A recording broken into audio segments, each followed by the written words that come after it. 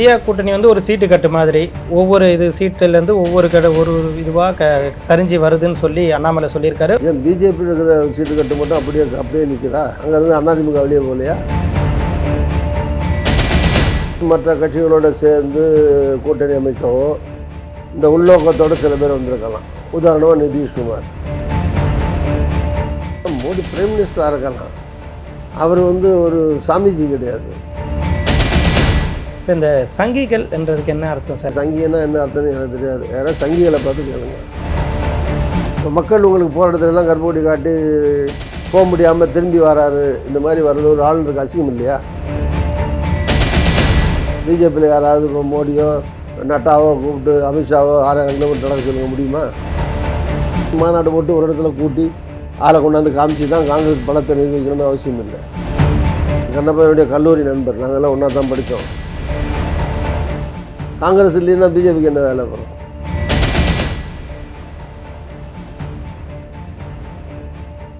தமிழ்நாடு காங்கிரஸ் கட்சியின் முன்னாள் தலைவரும் திருச்சி நாடாளுமன்ற உறுப்பினருமான திருநாவுக்கரசர் அவர்களை தான் சந்திக்க இருக்கிறோம். சார் வணக்கம். வணக்கம். பரபரப்பாக இருக்கக்கூடிய இந்த நாடாளுமன்ற தேர்தல் நடைபெற இருக்கக்கூடிய இந்த சூழல் எப்படி பார்க்குறீங்க? தமிழ்நாட்டில் நாடாளுமன்ற தேர்தலுக்கு காங்கிரஸ் கட்சி எந்த அளவுக்கு ஆயத்தமாக இருக்குது? எல்லாருக்கும் தெரிஞ்சதான் 5 வருஷத்துக்கு எலெக்ஷன் வரும்னு. ஒன்றும் இடைத்தேர்தலோ திடீர் தேர்தலோ கிடையாது. அதனால் எல்லா கட்சிகளுமே தேர்தல் வர்றதுக்கு சந்திக்கிறதுக்கு எல்லாருமே ஆயத்தமாக தான் இருப்பாங்க. அதே மாதிரி காங்கிரஸ் கட்சியும் தேர்தலை சந்திக்க ஆர்வமாகவும் ஆயத்தமாகவும் இருக்கிறது. அதில் ஒன்றும் பிரச்சனை இல்லை. இப்போ முதல் கட்டமாக தமிழ்நாட்டில் இருக்கிற கூட்டணி கட்சிகள் பேச்சுவார்த்தைகள் தொடங்கியிருக்கின்றன. ஸோ அது மாதிரி காங்கிரஸ் திமுகவோடு மற்ற தோழமை கட்சிகளோடு பேச்சுவார்த்தையில் அதற்கான குழுக்கள் அமைக்கப்பட்டு பேச்சுவார்த்தை தொடங்கி இருக்கிறது. ஸோ கிராமங்கள் லெவலில் பூத் லெவலில் பூத் கமிட்டிகள் அமைக்கப்பட்டு பணிகள் நடக்கின்றன. இப்படி நாடு முழுவதும் தேர்தலுக்கான பணிகள் தொடங்கி இருக்கின்றன. சரி, மிக முக்கியமாக பார்க்கும் பொழுது இந்திய கூட்டணி, நம்ம இந்தியா கூட்டணியை பற்றி தொடர்ந்து ஒரு வைரலான கருத்துக்களோ சமூக வலைத்தளத்தில் பல குற்றச்சாட்டுகளோ வருது காங்கிரஸ் பற்றி. என்னதான் நடக்குது சார் இந்தியா கூட்டணியில்? நிதிஷ்குமார் போயிருக்காரு, ஒவ்வொருத்தராக கட்சியை விட்டு போகிறாங்க. இந்த மாதிரி இது என்ன காரணம்? அந்த கூட்டணியை விட்டு பிரியறதுக்கு என்ன காரணம் சார்? இந்தியா கூட்டணி கூட ஒரு 26-27 கட்சிகளை கொண்டு அமைக்கப்பட்டது. அதில் இந்த கூட்டணி அமைக்கப்படும் போதே தெரிஞ்ச விஷயந்தான், எதிர்பார்த்த விஷயந்தான். இதில் ஒரு சில பேர் இந்த கூட்டணியில் இடம்பெற்றிருப்பது வெளியே போய் ஒரு நெகோசியேஷன் பவர் இங்கே இருக்கிறேன்னு சொல்லி இதிலேருந்து பிரிஞ்சு போய் மற்ற கட்சிகளோடு சேர்ந்து கூட்டணி அமைக்கவோ இந்த உள்நோக்கத்தோடு சில பேர் வந்திருக்கலாம். உதாரணமாக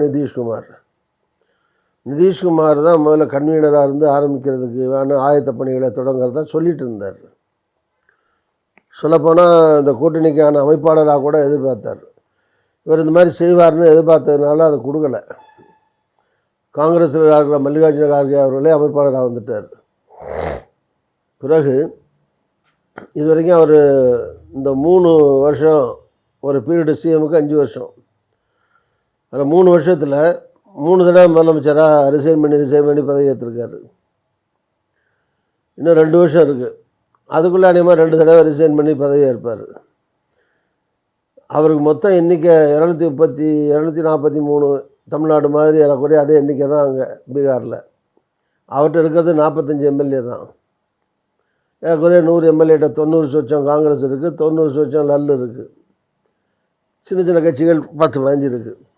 இப்போ 45 எம்எல்ஏ வச்சுக்கிட்டு திருப்பி மாற்றி பேரம் பேசி முதலமைச்சராக வந்துட்டார். ஸோ 7வது தடவை முதலமைச்சர். அதுக்குள்ளே இந்த டேர்மில் நான் சொன்ன மாதிரி 3 வருஷத்துக்குள்ளே 3 தடவை முதலமைச்சர் பதவி ஏற்றிருக்காரு. அவங்கள ஒன்றும் பண்ண முடியாது.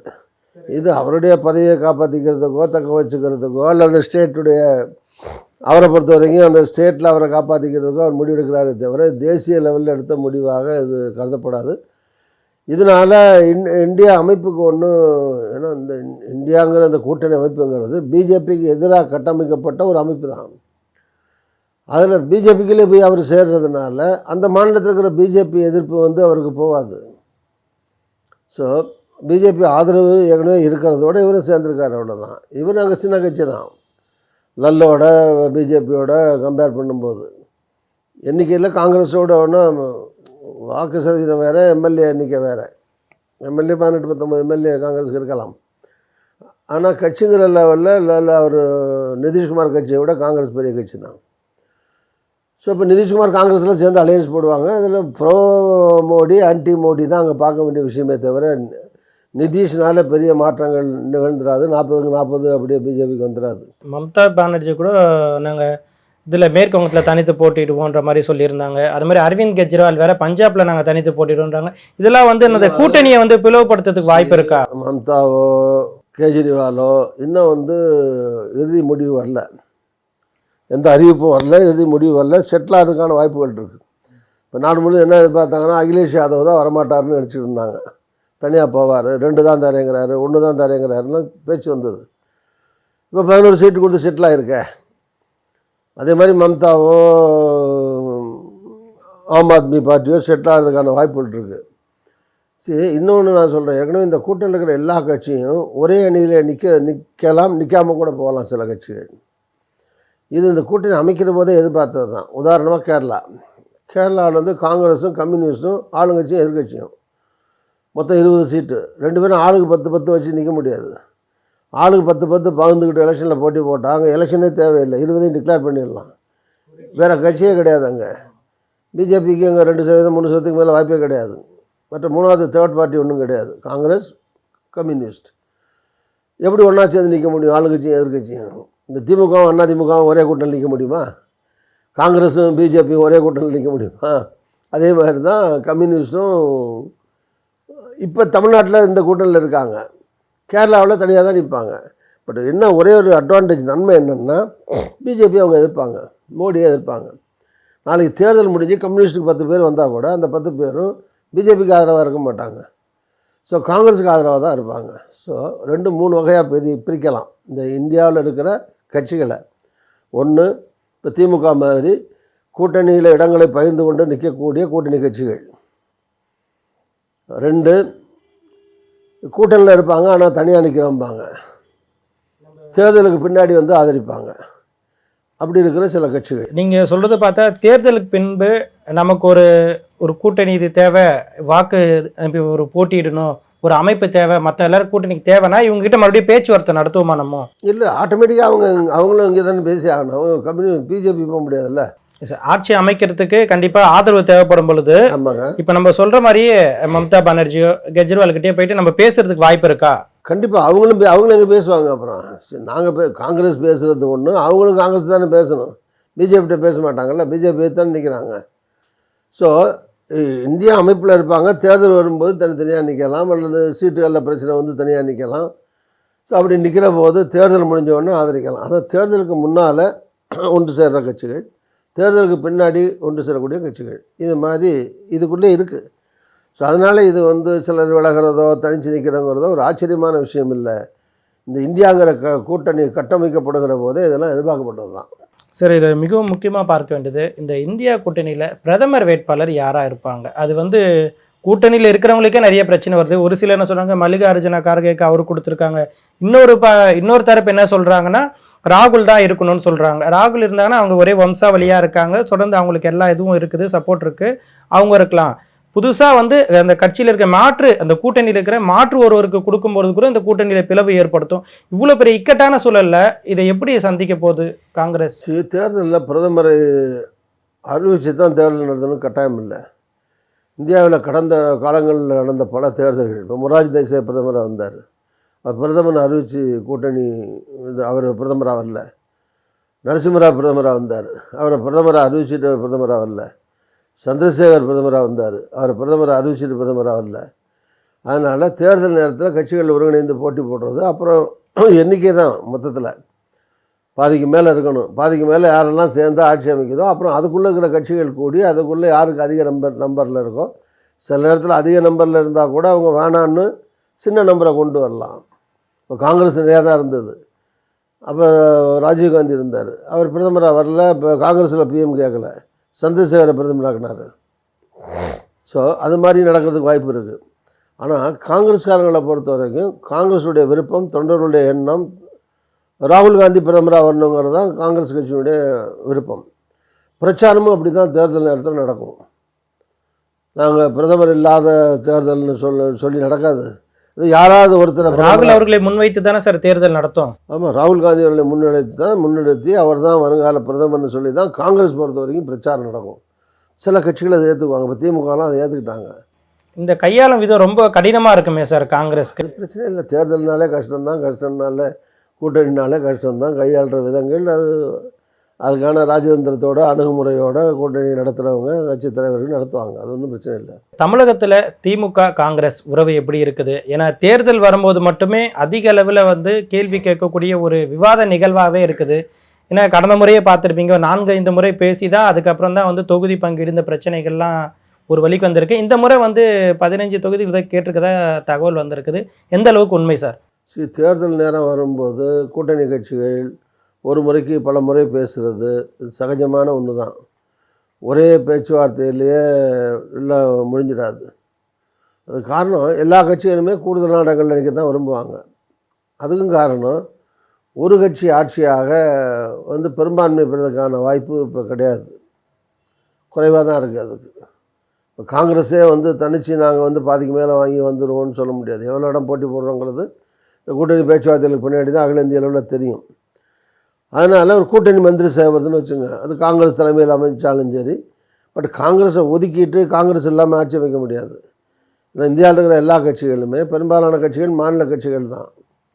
இந்தியாவில் இருக்கிற பெரிய கட்சினா காங்கிரஸ், பிஜேபி 2 தான். பாக்கி அகில இந்திய கட்சின்னு சொல்கிற 1-2 கட்சிகள் இருக்கலாம். இப்போ கம்யூனிஸ்ட் மாதிரி 1-2 சொல்லுவாங்க, அகில இந்திய கட்சின்னு சொல்லலாம். ஆம் ஆத்மி கூட 2 இடத்துல 3 இடத்துல ஜெயிச்சுட்டு சொல்லலாம். பட் இந்தியா பூரா இருக்கிற ஆல் இண்டியா பார்ட்டி இல்லை அது. இப்போ அந்த வகையில் இருக்கிற மாநில கட்சிகள் என்ன பண்ணுவாங்கன்னா, எல்லோரும் ஆட்சி அமைக்கிற போது ஒரு கூட்டணி ஆட்சி ஏற்படுற போது அவங்களுக்கு மந்திரி சபையில் இடம் அவங்களுக்கு இருக்கிற எம்பிக்கள் அடிப்படையில் தான் கொடுக்கப்படும். இப்போ 4 எம்பி இருந்தாங்கன்னா ஒரு மந்திரி கிடைச்சா, 8 எம்பி இருந்தாங்கன்னா 2 மந்திரி, ஒரு துணை மந்திரி கூட கிடைக்கும். அதுவே 16 இருந்தாங்கன்னா 3-4 கேபினெட் கிடைக்கும். ஸோ எல்லா மாநில கட்சியும் என்ன நினைப்பாங்க, எவ்வளோ எண்ணிக்கையில் அதிகமாக நிற்க முடியுதோ, எவ்வளோ எம்பி கூட கொண்டு வர முடியுதோ அதுக்கு தான் எல்லோரும் முயற்சி பண்ணுவாங்க. அது இயற்கை சகஜம்தான் அது. அதனால் இப்போ ஆல் இண்டியா பார்ட்டி எல்லாத்தையும் விட்டு கொடுத்துட்டு இருக்க முடியாது. ஸோ ஆல் இண்டியா பார்ட்டியும் அதில் போட்டி போடுவாங்க, எங்களுக்கு கூட இடங்களை பெறுவதற்கு முயற்சிப்பாங்க. அதனால் பேச்சுவார்த்தை ஒரு கட்டம், 2 கட்டம், 3 கட்டமாக நடக்கத்தான் செய்யும். நடந்து தான் அது முடிவுக்கு வரும்.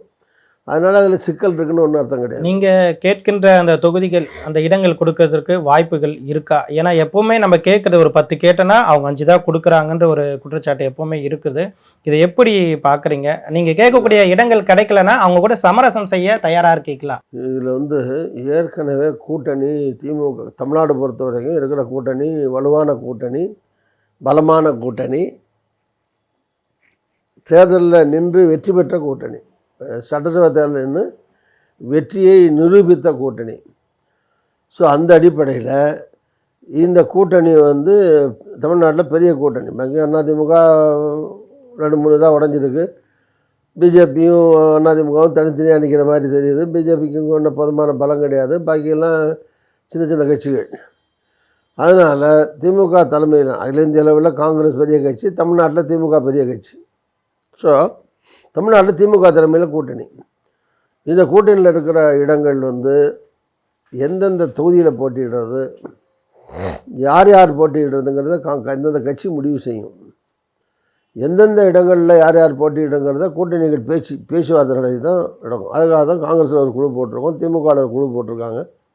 இந்த 2 குழுவும் பேச்சுவார்த்தை நடத்தி எங்களுக்கு இதை கொடு, இல்லை இதை கொடு, இல்லை இதை விட்டு கொடுங்க, இல்லை இதை எடுத்துக்கங்க, ஸோ இத்தனை தான் நிற்கணும், இல்லை எங்களுக்கு இத்தனை வேணும், இதெல்லாம் பேசுகிறதுக்கு தான் இந்த குழு பேசி தான் அதில் முடிவு வருமே தவிர, அதுக்கு இடையில் இப்போ நான் காங்கிரஸில் ஒரு முக்கிய தலைவரில் ஒருத்தர், நான் காங்கிரஸ் சார்பில் முன்னாள் காங்கிரஸ் பிரசிடெண்ட்டு, எம்பியாக இருக்கேன். நான் என்றைக்கு எத்தனை கேட்குறோம், இத்தனை தான் நிற்போம், இத்தனை கூட்டு தான் நிற்க மாட்டோம், இதெல்லாம் பேச முடியாது, பேசவும் கூடாது. எவ்வளோ எண்ணி கேட்குறோம், எவ்வளோ நிற்போம், இதெல்லாம் சொல்லக்கூடாது, சொல்லவும் முடியாது, தெரிஞ்சாலும் சொல்ல மாட்டேன். ஸோ அதனால் இதெல்லாம் பேச்சுவார்த்தை முடிஞ்சு கடைசியாக முடிவெடுக்க வேண்டிய விஷயங்களை பேச்சுவார்த்தை தொடங்குற போதே எப்படி சொல்ல முடியும்? அதனால் ஊடகத்திலேயோ பத்திரிகையிலையோ சொல்லக்கூடிய எண்ணிக்கை இல்லை, அது விஷயம் அல்ல அது. சரி, தமிழகத்தில் அதிமுக, திமுக 2 பிரதான கட்சிகள். இந்திய அளவில் பார்க்கும்பொழுது பாஜக, காங்கிரஸ்னு இருக்குது. இவ்வளோ பெரிய பாரம்பரிய மிக்க ஒரு கட்சி காங்கிரஸ், இந்திய அளவில் பேசக்கூடிய கட்சி, தமிழகத்தில் ஒரு தேர்தலில் சட்டமன்ற தேர்தலில் கூட தனித்து போட்டின்றது இல்லையே, ஏன் சார்? இப்போ சமீப காலமாகவே வந்து காங்கிரஸோட செயல்பாடு குறைவாக தான் இருக்குன்னு சொல்லி குற்றச்சாட்டுகள் அதிகமாக வருது. பெருந்தலைவர் காமராஜருடைய காலத்துக்கு பின்னாடி காங்கிரஸ் தமிழ்நாட்டில் 2 தடவை தனியாக போட்டி போட்டிருக்காங்க. இப்போ 77ல் அதிமுக, திமுக, ஜனதா, மொரார்ஜி தேசாய் பிஎம் இருந்தார். காங்கிரஸ் 4 முனை போட்டி தான் இருந்தது. காங்கிரஸ் தனியாக தான் போட்டி போட்டது. அதே மாதிரி 1989ல் புரட்சியர் எம்ஜிஆர் அவருடைய மறைவுக்கு பின்னால் நடைபெற்ற தேர்தல், அதில் தான் கலைஞர் முதலமைச்சராக வர்றார் எம்ஜிஆர் மறைந்த பிறகு. ஸோ அந்த தேர்தலில் திமுக, அதிமுகவில் ஜெயலலிதா, மூப்பனார் தலைமையில் காங்கிரஸு, இது மாதிரி காங்கிரஸ் தனியாக தான் போட்டிட்டு ஏறக்குறைய அதிமுக ஜெயலலிதா அணி நாங்கள்லாம் வாங்கின அந்த ஓட்டு, நாங்கள் 50 லட்சம் வாங்கினா அவங்க 45 லட்சம் ஓட்டு வாங்கி வந்தாங்க. அது மாதிரி தனியாக முதலமைச்சராக மூப்பனாரை முன்னிலைப்படுத்தி ராஜீவ்காந்தி வந்து 13-14 தடவை வந்து தமிழ்நாட்டில் பிரச்சாரம்லாம் பண்ணார், நடந்தது. ஸோ முயற்சி எடுக்காமல் இல்லை, 1-2 தடவை தனியார் நின்று முயற்சி மேற்கொள்ளப்பட்டிருக்கிறது. ஆனால் அதுக்கு பின்னாடி தொடர்ந்து அந்த மாதிரி செய்யலை. அது தேசத்துடைய நலன் கருதி தேசத்தில் இருக்கிற மாற்றங்கள் கொண்டு வரணும், அல்லது அங்கே இருக்கிற மத்தியில் ஆட்சி அமைக்கணுங்கிற போது சில மாநிலங்களில் காம்ப்ரமைஸ் பண்ண வேண்டிய விஷயங்கள் ஏற்படுது. அப்படி காம்ப்ரமைஸ் செய்யப்பட்டிருக்கிற மாநிலத்தில் தமிழ்நாடும் ஒன்று. தொடர்ந்து நிற்கிறதுனா காங்கிரஸ் நிற்கலாம், ஜெயிக்கிற தோக்கிற பற்றி கவலைப்படாமல் நிற்கலாம், கட்சி வளர்ச்சியை பற்றி கண்டத்தில் கொண்டு நிற்கலாம்.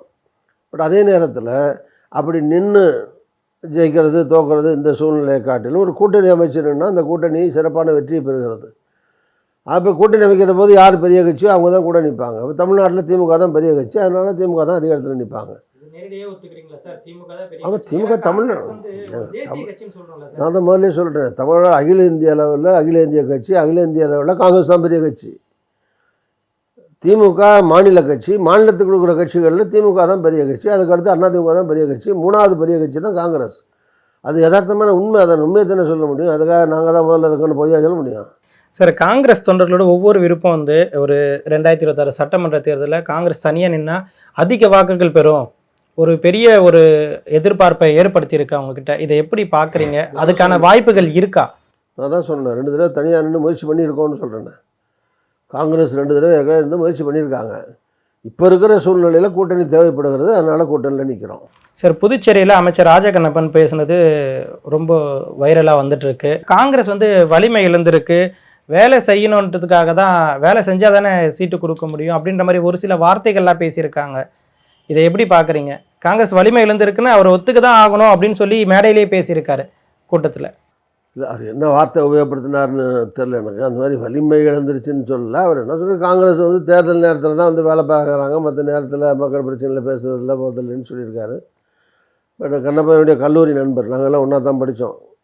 நாங்கள்லாம் ஹாஸ்டல் மேட்டு வேறு, லா காலேஜில் நான் கண்ணப்பன் எல்லோரும் ஹாஸ்டல் மேட்டு ஃப்ரெண்ட்ஸு, ஒரே கட்சியிலலாம் ரொம்ப வருஷம் இருந்திருக்கோம். அப்புறம் நான் எம்ஜிஆர் நடத்தும்போது என் கட்சியிலேயே கூட இருந்திருக்காரு அவர். இப்போ திமுகவில் வந்து மந்திரியாக இருக்கார். இன்னும் ரொம்ப வருஷம், 40 வருஷமாக, ஒரே நிமிஷம், 40 வருஷமாக நண்பர்.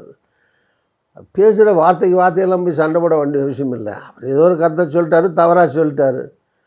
ஸோ அதை பிடிச்சிட்டு அது வந்து உடன்பாடான கருத்து அல்ல. அது ரெண்டாவது கண்ணப்பா அது பேச வேண்டிய கருத்தும் இல்லை. அது ஒரு அமைச்சராக இருக்கார், நிதானமாக பேசணும். வார்த்தைகள் இன்னொரு கூட்டணியில் இருக்கிற கட்சியை பற்றி விமர்சனம் பண்ணுற போது, அதுவும் பொது மேடைகளில் பத்திரிகைகளில் விமர்சனம் பண்ணும்போது அது வந்து அந்த மாதிரி செய்கிறது சரியில்லைங்கிறது அவருக்கு தெரியணும். பட் அது ஸ்லிப்லேயோ அல்லது ஏதோ பேசுகிற ஏதோ ஒரு கோணத்துலேயோ அவர் ஏதோ சொல்லணும்னு சொல்லிட்டார். ஸோ அதோட அதை மறப்போம் மன்னிப்போம் அவ்வளோதான் அப்படின்ட்டு போயிட்டு அடுத்த போயிட்டுருக்கணுமே தவிர அதே பிடிச்சிட்டு கூட்டணி கட்சிக்குள்ளே சண்டை போட்டிருக்க முடியுமா? கண்ணப்பன் சொன்ன கருத்து கண்ணப்பன் கருத்தாக இருக்கலாமே தவிர அது திமுக தலைமையினுடைய கருத்தை எடுத்துக்கிட்டு சண்டை போட வேண்டியதில்லை.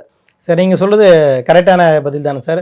இருந்தாலும் அவர் சொல்லும் போதே சொல்கிறார், நாராயணசாமி அவர் வந்து இதை வந்து தவறாக எடுத்துக்கக்கூடாது, ஆனால் காங்கிரஸ் வந்து வலிமை இழந்தா இருக்குது, சீட்டு கேட்குறாங்க ஆனால் வேலை செய்ய மாட்டேங்கிறாங்கன்ற வார்த்தை வந்து ஒரு பகிரங்கமான வார்த்தை தானே. ஏங்க வேலை செய்யாமல் போன தடவை எல்லாம் ஜெயிச்சாங்க? போன தடவை கூட்டணி காங்கிரஸ் திமுக கூட்டணி தான் தமிழ்நாட்டில் இருந்து பெரும்பாலான இடங்களில், பெரும்பாலான போட்டி விட்ட இடங்களில் காங்கிரஸ் 25 போட்டி போட்டு 18 ஜெயிச்சிருக்கு. அதே மாதிரி திமுக 126 127 இடங்களில் திமுக ஜெயிச்சிருக்கு. ஸோ இதெல்லாம் 2 பேரும் இணைஞ்சு வேலை பார்த்தானே ஜெயித்தாங்க. வேலை பார்க்காம 2 பேரும் வேலை பார்க்காம எப்படி ஜெயிக்க முடியும்? அதனால் அதான் நான் சொல்கிறேன், இது வந்து வார்த்தைக்கு வார்த்தை கண்ணப்பன் பேசுனதுக்கு அர்த்தம் எல்லாம் கண்டுபிடிச்சி அதுக்கு விளக்க உரையெல்லாம் கொடுக்க வேண்டிய அவசியம் இல்லை. ஜஸ்ட் அது சில விஷயங்களை இக்னோர் பண்ணிட்டு அரசியலில் வந்து இக்னோர் பண்ணிட்டு போகணும். காங்கிரஸ் தொண்டர்களும் அதை வந்து அது மாதிரி பேசுனா தொண்டர்கள் வருத்தப்பட்டு தான் செய்வாங்க. பட் அதுக்காக ஒரு கூட்டணியில் அதுக்காக இந்த கண்ணப்பன் பேசிட்டாருங்கிறதுக்காக கூட்டணியை உடச்சிட்டு போக முடியுமா? அதை மறந்துட்டு விட்டுட்டு அடுத்த வேலையை பார்க்க வேண்டியது தான். அவ்வளோ சார், அண்ணாமலை வந்து தொடர்ச்சியாக வந்து காங்கிரஸ் பற்றி இப்போ சமீப காலமாக பேசிகிட்டு இருக்காரு. இதற்கு முன்பு வந்து அவர் சொன்ன கருத்துன்னா, தமிழகத்தில் வந்து பாஜக வச்சு தான் காங்கிரஸ் அரசியல் செய்யுது, பாஜக இல்லைன்னா காங்கிரஸ் இருக்கிறதே தெரியாதுன்னு சொல்லி பேசியிருந்தாரு கடந்த முறையிலையும். அவர் அப்படியே மாற்றி சொன்னால், நாணயத்தினுடைய இரு பக்கம் மாதிரி பூ தலை மாதிரி காங்கிரஸை வச்சு தான் பிஜேபியை வச்சு தான் காங்கிரஸ் அரசியல் பண்ணுதுன்னா, அவர் காங்கிரஸை வச்சு தான் பிஜேபி அரசியல் பண்ணுறாரு. காங்கிரஸ் இல்லைன்னா பிஜேபிக்கு என்ன வேலை வரும்? அதனால் காங்கிரஸை முன்னிலைப்படுத்தி காங்கிரஸை எதிர்த்து தான் பிஜேபி அரசியல் பண்ணுறாங்க, அண்ணாமலை அரசியல் பண்ணுறாரு.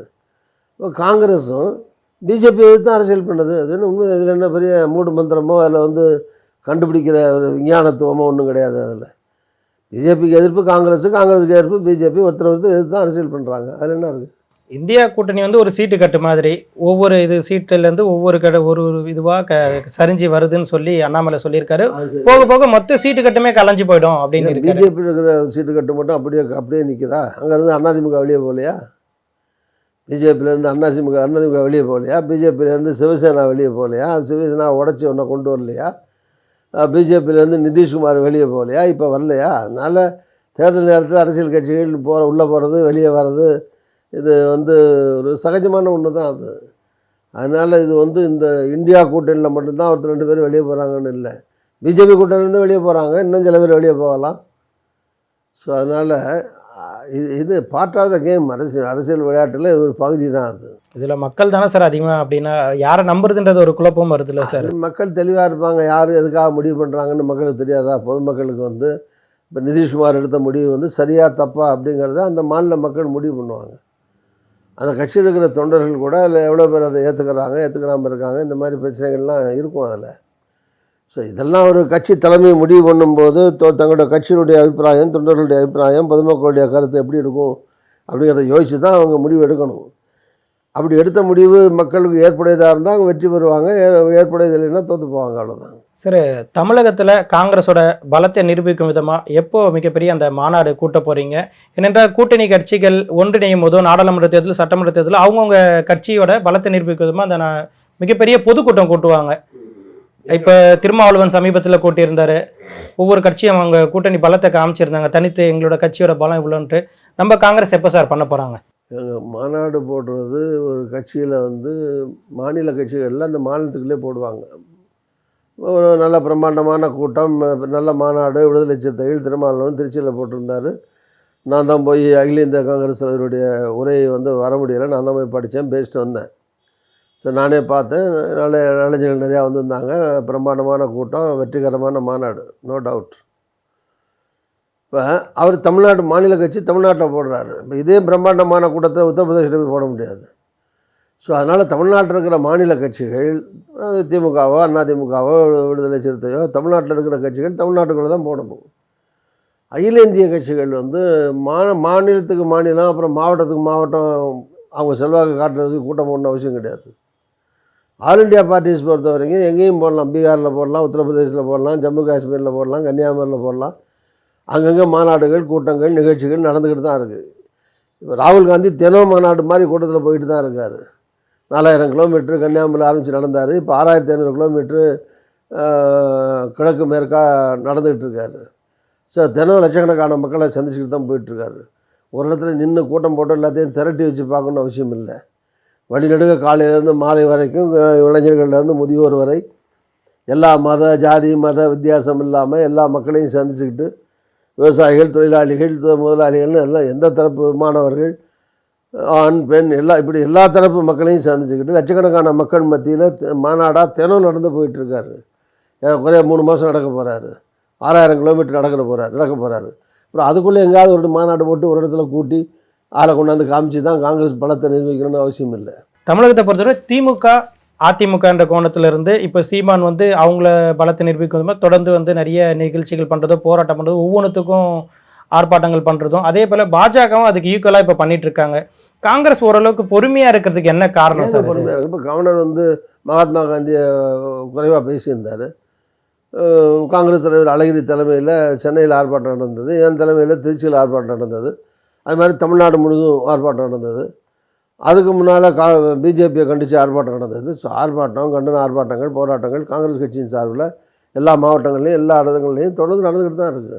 உங்களுக்கு ஏன் அது காங்கிரஸ் மட்டும் தெரிய மாட்டேங்குது? மற்ற கட்சிகள் நடத்துறது தெரியுது, காங்கிரஸ் நடத்துறது ஏன் உங்களுக்கு தெரிய மாட்டேங்குது? பாருங்கள், எல்லா மாவட்டத்தையும் நடத்துகிறாங்க. தமிழகத்தில் பாஜக வளர்ச்சி எப்படி இருக்குது சார், உங்களோட கருத்து? தமிழகத்தில் ஆட்சி இருக்கிறதுனால சத்தம் அதிகமாக இருக்கும். மத்தியில் வந்து ஆட்சி கவர்மெண்ட் இருக்கிறதுனால கவர்மெண்ட் இருக்கிற கட்சிக்கு வந்து இப்போ மீடியா அதிலெல்லாம் வந்து அதிகமாக ஃபோக்கஸ் கிடைக்கும். பத்திரிகைகளில் விளம்பரம் நிறையா வரும், நிறையா செலவு பண்ணுவாங்க, நிறையா விளம்பரம் கொடுப்பாங்க, நிறையா செய்திகள் வருது. ஸோ அதனால் நிறையா உயிரோட்டமாக இருக்கிற மாதிரி ஒரு தோற்றம் இருக்கும். ஸோ மத்தியில் ஆட்சி இருக்கிறதுனால, ஆட்சி பின்பலத்தில் இருக்கிறதுனால அது அதிகமாக தோற்றத்தில் அதிகமாக இருக்கும். பட் கட்சி ரியாலிட்டியில் கிராமங்களில் எவ்வளோ பேர் சேர்ந்துருக்காங்க இருக்கலாம். இப்போ ஆட்சி வந்ததுனால இப்போ மோடி வந்து 10 வருஷம் ஆக போகுது. அதனால தான் கட்சி இப்போ ஒரு 2% இருந்தது 2.5% இருக்கலாம், 3% இருந்தது 3.5% வரலாம், அவ்வளோதான். 2% இருக்கிறது 20%, 3% இருக்கிற கட்சி 30% வளர்ந்துட முடியாது. ஸோ இந்த 2.5% 1% வளர்ச்சியை வச்சு தமிழ்நாட்டை ஆட்சி பிடிக்க முடியாது, எதிர்ச்சியாக வரவும் முடியாது. இந்த அரை காலாக வளர்ந்து ஆட்சி பிடிக்கிறதுக்கு இன்னும் 50 வருஷம் ஆகும். அதுக்குள்ளே அதுக்கான வாய்ப்பும் இல்லை, இங்கே வளராது. தமிழ்நாட்டு மண் வந்து அதுக்கு உகந்த மண் அல்ல. அது மக்களும் அதை ஏற்றுக்கொள்ளக்கூடிய மக்கள் அல்ல. ஒரு குறிப்பிட்ட மக்களை ஒதுக்கிட்டு சிறுபான்மை மக்களையோ தலித் மக்களையோ அது மாதிரி ஏழை எளிய மக்களையோ ஒதுக்கிட்டு கட்சி நடத்த முடியாது. பிஜேபிங்கிறது ஒரு வசதியானவர்களுக்கான பணக்காரர்களுக்கான ஒரு கட்சியாக மாறி போச்சு. அதானி அம்பானி அந்த மாதிரி பெரும் கோடீஸ்வரர்கள், பெரும் பணக்காரர்கள், அது மாதிரி 100 பேர் 200 பேர் 1 லட்சம் கோடி இருந்தால் 1.5 லட்சம் கோடி அதிபதியாக ஆயிருப்பாங்க. கிராமத்தில் நட்டுக்கிட்டு உழுதுகிட்டு வயல் வேலை பார்த்துட்டு இருக்கிற ஏழைக்கு வந்து அவருடைய வருமானம் 2 மடங்கு ஆகிருக்கா? வேலை வாய்ப்பு கிடச்சிருக்கா? 2 கோடி பேருக்கு வேலை தரேன்னாங்க, வேலை கிடச்சிருக்கா? வீட்டுக்கு ஒருத்தருக்கு வீடு தரேன்னாங்க, வீடு கிடச்சிருக்கா? ஆளுக்கு ஒருத்தருக்கு வங்கியில் 15 லட்ச ரூபா பணம் போடுறேன்னாரு, போட்டிருக்காரா? இந்த மாதிரி தந்த வாக்குறுதிகள் நிறைவேற்றப்படலை. அதனால் மக்கள் ஏழ்மையில் வறுமையில் இருக்காங்க. அதனால் பிஜேபி வந்து அதிகப்படியாக வளர்கிறதுக்கான வாய்ப்பு கிடையாது. ராமர் கோயில் திறப்பு இதை எப்படி பார்க்குறீங்க? ராமர் கோயில் திறக்கிறது வந்து இன்னும் ராமர் கோயில் இடம் பிரச்சனை இருந்தது. சுப்ரீம் கோர்ட்டில் வரைக்கும் போய் தீர்ப்பளிக்கப்பட்டு கோயில் கட்டப்பட்டிருக்கு. அதுக்கு பக்கத்தில் மசூதிக்கும் ஒரு இடம் ஒதுக்கியிருந்தாங்க. ஸோ ராமர் கோவில் கட்டினது வரவேற்புக்குரியது தான். அதில் ஒன்றும் அவங்களுக்கு ஒதுக்கப்பட்ட இடத்துல சுப்ரீம் கோர்ட்டு தீர்ப்புக்கு பின்னாடி அவங்க கட்ட ஆரம்பிச்சிருக்காங்க, பிரம்மாண்டமாக கட்டியிருக்காங்க. இந்து மக்கள், ராமரை கும்பிடக்கூடிய மக்கள் நிச்சயமாக மகிழ்ச்சி அடைவாங்க. அதே மாதிரி இஸ்லாமியர்களுக்கு 4 ஏக்கர் ஒதுக்கி போட்டிருந்தாங்க இடம். அந்த இடத்துலையும் ஒரு பள்ளிவாசலை கட்டி திறந்துருந்தாங்கன்னா, ஒரு மாஸ்க் கட்டி திறந்துருந்தாங்கன்னா எல்லா தரப்பு மக்களும் மகிழ்ச்சி அடைஞ்சிருப்பாங்க. ஸோ அதனால் இப்போ காங்கிரஸ் பொறுத்த வரைக்கும் இந்து மதத்துக்கோ இல்லை எந்த மதத்துக்கோ எதிரான கட்சி கிடையாது. எங்களை பொறுத்த வரைக்கும் ஒரு மதத்தை ப்ரமோட் பண்ணுறதுன்னு கிடையாது. எல்லா மதமும் சமமும் அவர்களுக்குள்ளே அந்த மரியாதை கொடுக்கப்படணும். அவர்கள் இஷ்ட தெய்வங்களை கும்பிட்றதுக்கான வாய்ப்பு நாட்டில் இருக்கணும். ஸோ ஒருத்தரை புறக்கணிக்கிறது, ஒருத்தரை உற்சாகப்படுத்துன்னு இருக்கக்கூடாது. அதுதான் காங்கிரஸ் ஸ்டாண்டே தவிர மற்றபடி இந்து கோயில் கட்டுறதுலையோ இந்து சாமியத்தை கும்பிட்றதுலையோ காங்கிரஸுக்கு கூட எதிர்ப்பு இல்லையா? அதே மாதிரி ராமர் கோயில் கட்டியிருக்காங்க. அது அதில் தொடர்புடையவர்கள், ராமரை தெய்வமாக வணங்கக்கூடியவர்கள் மகிழ்ச்சி அடைவாங்க. நாடாளுமன்ற தேர்தல் நெருங்கி வரும்பொழுது இந்த 4 ஆண்டுகளாக கட்டின கோயில் இப்போ முடிச்சிருக்காங்க, இதோட கருத்தை எப்படி பார்க்கலாம்? ராமர் கோயிலை பொறுத்த வரைக்கும் எதனால் பிரச்சனை வருதுன்னா, ராமர் கோயில் திறப்பே கூட அதில் வந்து ஐதீகப்படி இருக்கக்கூடிய அந்த ஆன்மீகத்தில் இருக்கக்கூடிய மகா குரு, அங்கே இருக்கக்கூடிய குருக்கள், சாமிகள், மடாதிபதிகள், இது மாதிரி நிறைய பேர் இருக்காங்க. ஸோ இவங்களில் ஒரு சீனியர் சங்கராச்சாரியார்கள் இந்த மாதிரிலாம் இருக்காங்க இல்லையா? அதில் சில சங்கராச்சாரியர்களே இவர் போய் திறக்கிறத, மோடி திறக்கிறத ஏற்றுருக்காங்க. அது காரணம் என்னென்னா, மோடி பிரைம் மினிஸ்டராக இருக்கலாம், அவர் வந்து ஒரு சாமிஜி கிடையாது, ஒரு சங்கராச்சாரியார் கிடையாது, ஒரு மகா குருஜி கிடையாது. பிரதமராக இருந்தால் எல்லா தகுதியும் வந்துடுதுன்னு அர்த்தம் கிடையாது. முதலமைச்சராக இருந்தால் எல்லா தகுதியும் வந்துடுதுன்னு அர்த்தம் கிடையாது. என்ன, அவங்க சாமி கும்பிடலாம், முன்னிலைப்படுத்தப்படலாம். ஓகே, பிரைம் மினிஸ்டர், சீஃப் மினிஸ்டர்ஸ்லாம் பெரிய ஆட்கள் தான், முக்கியமான ஆட்கள், மக்களாக தேர்ந்தெடுக்கப்படுறாங்க, மரியாதை கொடுக்கணும். ஆனால் அவங்களே நின்று பூஜை பண்ணுறது, அவங்களே கோயில் இது பண்ணுறது, குடத்தில் தண்ணி ஊற்றுறது, இதெல்லாம் நான் முதலமைச்சர் ஆகிட்டேன், நான் தான் போய் குடமுழுக்கு பண்ணுவேன், நான் தான் பிரதமர், நான் தான் போய் சாமியை திறந்து வைப்பேன்லாம் சொல்கிறது வந்து அது சரியானது இல்லை அது. பட் எனியோ அவர் போய் 4 வருஷம் எல்லாம் திறந்து வச்சுருக்காரு, திறந்ததில் பிரச்சனை இல்லை. இப்போ மற்ற கட்சிகள் போகலை. ஏன் போகலைன்னா அது ஆன்மீக முறைப்படி, இந்துத்துவ முறைப்படி அது திறக்கப்பட்டிருந்தால் எல்லாருக்கும் உரிய இடத்துல அவங்க இருந்து பண்ணுவாங்க. அதை தாண்டி இது அரசியலாக நடக்குது, ஆன்மீகம் வந்து அரசியலாக்கப்படுது. அதனால தான் மற்ற கட்சிகள் அதை புறக்கணித்தாங்க, போகலை. காங்கிரஸோ கம்யூனிஸ்டோ மற்ற கட்சிகள் போகலை. ராமர் கோயில் திறக்கிறது அவர் அரசியல் ஆக்குனார். அது ராமர் கோயில் திறக்கிறது மதத்துக்காக தான் பண்ணுறாரு. ஆனால் அந்த மதத்தை பயன்படுத்தி அரசியலாக்கி ஓட்டு லாபம் பெறதுக்காக முயற்சிக்கிறாரு. ஸோ அதுதான் தப்பு. சார், இந்த சங்கிகள் என்றதுக்கு என்ன அர்த்தம் சார்? ஏன்னா தொடர்ந்து இப்போ வைரலாக ட்ரெண்டிங்ன்ற பேரில் சங்கின்ற வார்த்தை தான் அதிகமாக இருக்குது.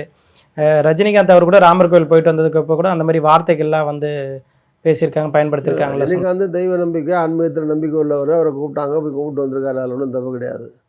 சங்கின்னு எனக்கு என்ன, சங்கின்னா என்ன அர்த்தம்னு எனக்கு தெரியாது. யாராவது சங்கிகளை பார்த்து கேளுங்க. சார், தமிழகத்தில் ஆளுநர் ஆர்.என். ரவி பேசிய கருத்து சமூக வலைதளங்கள்லையும் பொதுமக்களிடத்துல காங்கிரஸ் கட்சி ஒரு வைரலான பரவலாக ஏற்படுத்தியிருக்குது. இது எப்படி பார்க்குறீங்க? மகாத்மா காந்தி பற்றி அவர் பேசின கருத்துக்கெல்லாம் நீங்கள் எப்படி சொல்ல வரீங்க? மகாத்மா காந்தி தன்னுடைய உடல் பொருள் ஆவி அனைத்தையும் அர்ப்பணித்து நாட்டுக்காக சுதந்திரம் பெறுவதற்காக தன்னை தியாகம் செய்து கொண்ட ஒரு தியாகத் தலைவர். மக்களால் தேச பிதாவாக, தேச தந்தையாக போற்றக்கூடிய ஒருத்தர். அவரை பற்றி ஆளுநர் ரவி பேச வேண்டிய அவசியம் இல்லை. அவர் ஒரு ரிட்டையர்டு ஐபிஎஸ் ஆஃபீஸரு, மத்தியில் அரசாங்கத்தால் நியமிக்கப்பட்டு ஆளுநராக இருக்கார்.